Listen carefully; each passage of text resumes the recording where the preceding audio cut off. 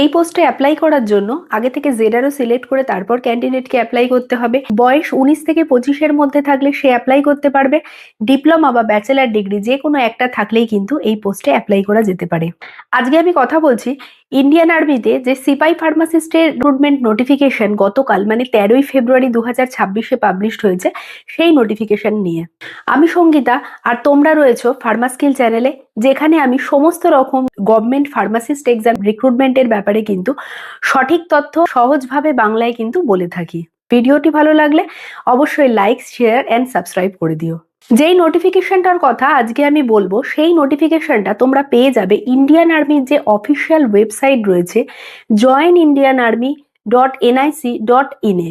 সেইখানে গিয়ে regular cadre JCO/OR click করলে যে র্যালি নোটিফিকেশন পাবে সেখান থেকে কিন্তু তোমরা তোমাদের জেডারও মানে জোন সিলেক্ট করে নিয়ে তারপরে সমস্ত নোটিফিকেশন দেখতে পারবে। জেডারোর ব্যাপারে বলে দিই, যেই ক্যান্ডিডেট যেখানে যাদের হোম টাউন রয়েছে সেটাই কিন্তু তাদের জেডারও।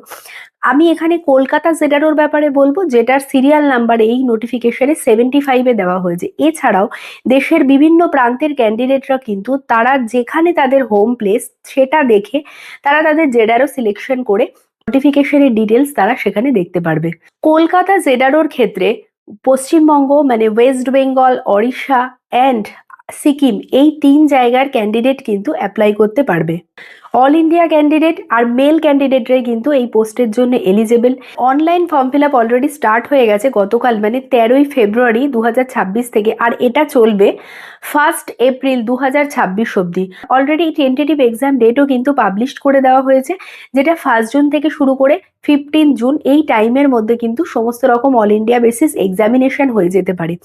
এখনো অবধি আমি এক্সামিনেশন প্যাটার্ন, এক্সামিনেশনের সিলেবাস নিয়ে আলোচনা করিনি, আর পরবর্তীকালে কিন্তু আমি যদি রিকোয়েস্ট পাই ডিটেলস ভিডিও নিয়ে কিন্তু আমি পরে আলোচনা করব। তোমরা কমেন্ট সেকশনে গিয়ে আমাকে জানাতে পারো এই রিলেটেড কোনো ডিটেলস জানতে চাইলে বা প্রিভিয়াস ইয়ারের কোনো কোয়েশ্চেন পেপার রিলেটেড হেল্প লাগলে। এক্সামিনেশন ফিস 250, এজ ক্রাইটেরিয়া 19 থেকে শুরু করে 25 বছর বয়স অবধি। এবার আছে এডুকেশনাল কোয়ালিফিকেশনে 10+2 আর তার সাথে ডিপ্লোমা থাকলে ডিপ্লোমাতে 55% এগ্রিগেটে মার্কস, আর রেজিস্টার্ড ফার্মাসিস্ট অবশ্যই হতে হবে।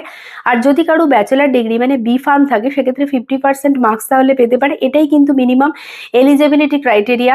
যেহেতু ইন্ডিয়ান আর্মির ফার্মাসিস্টের রিক্রুটমেন্ট সেই কারণের জন্য কিছু ফিজিক্যাল স্ট্যান্ডার্ড এখানে রাখা হয়েছে।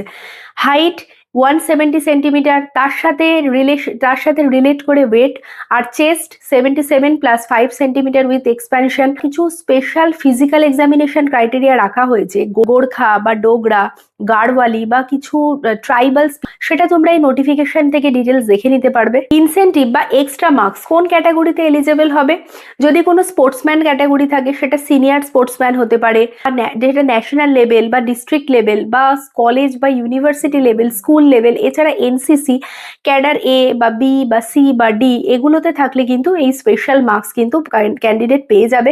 এবার চলে আসি এক্সাম প্যাটার্নের ওপরে। টোটালটা অনলাইন এক্সামিনেশন হবে। ফেজ 1 অ্যান্ড ফেজ 2 এই দুটো পর্যায়ে কিন্তু এক্সামিনেশন দেখা যাবে। ফেজ 1 এর ক্ষেত্রে অনলাইন এক্সাম হবে সিইইর মাধ্যমে মানে কমন এন্ট্রান্স এক্সামিনেশনের মাধ্যমে হবে। আর ফেজ 2 যেটা সেই এক্সামিনেশন হবে সেটা কিন্তু ফেজ 1 ক্লিয়ার করার পরে recruitment rally at army recruitment offices at rally venue. তার মানে হচ্ছে তোমরা যে জেডারও সিলেক্ট করবে সেই সেই ক্যান্টনমেন্টে যে র্যালি সাইট থাকবে সেখানে গিয়ে তোমাদের এই এক্সামিনেশনটা দিতে হবে। অনলাইন রেজিস্ট্রেশনের ক্ষেত্রে এখানে তোমাদের আধার কার্ড লাগবে, তার সাথে একটা অবশ্যই ভ্যালিড মোবাইল নাম্বার আর ভ্যালিড জিমেল অ্যাকাউন্ট রাখতে হবে, যেখানে ফার্দার তোমরা ইনফরমেশনগুলো পেতে পারো। আর যখন ফেজ 1 তোমরা ক্লিয়ার করে যাবে, ফেজ 2-তে মানে সেই র্যালি সাইটে তোমাদের কি কি ডকুমেন্ট নিয়ে যেতে হবে তার লিস্ট আমি বলে দিচ্ছি।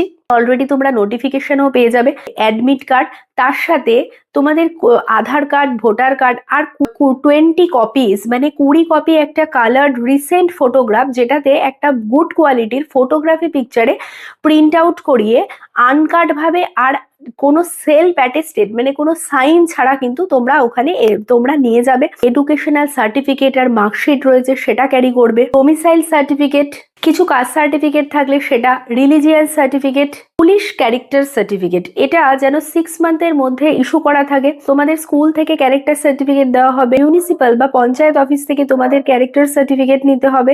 21 ইয়ারের নিচে কিন্তু ক্যান্ডিডেটকে অবশ্যই আনম্যারেজ সার্টিফিকেটও প্রডিউস করতে হবে। এগুলো তোমরা কিন্তু অফিসিয়াল নোটিফিকেশনে পেয়ে যাবে।